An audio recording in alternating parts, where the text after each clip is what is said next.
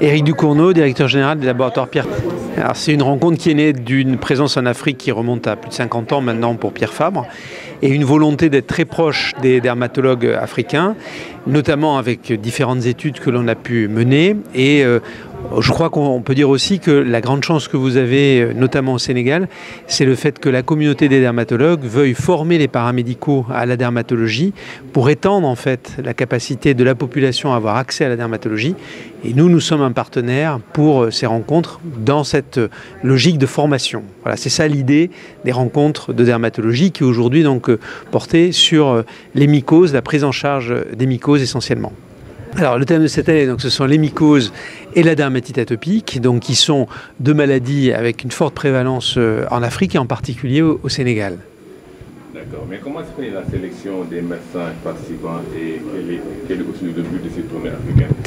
Alors, la sélection des médecins, en fait, c'est fait sur sa invitation. Hein. Donc, nous contactons les médecins et puis les paramédicaux. Et ceux qui peuvent venir, bien sûr, les bienvenus, si vous voulez. C'est une présence qui est sollicitée. Et ensuite, ceux qui peuvent viennent.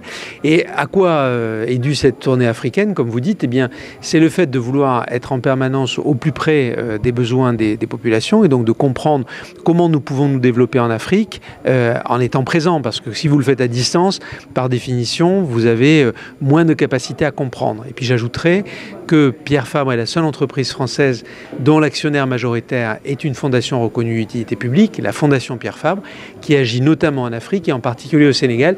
Et c'est aussi une façon de faire le point avec un certain nombre d'acteurs de cette fondation sur les actions qu'elle mène sur le terrain. Les attentes de l'entreprise et les miennes sont un développement sur le territoire, mais un développement à la Pierre Fabre. Ce que j'appelle un développement à la Pierre Fabre, c'est pas simplement du commerce, c'est aussi de comprendre quels sont les besoins de la population, de participer aux formations des paramédicaux et de mener des études qui nous permettent d'améliorer en permanence la prise en charge des pathologies que l'on peut rencontrer en Afrique. Et je veux citer par exemple là-dessus ce que l'on peut faire dans le domaine de la drépanocytose avec la Fondation Pierre Fabre, mais aussi dans le domaine de la dermatite atopique, comme je l'ai dit, ou des mycoses, mais en ayant une bonne compréhension en fait des mécanismes d'action en Afrique.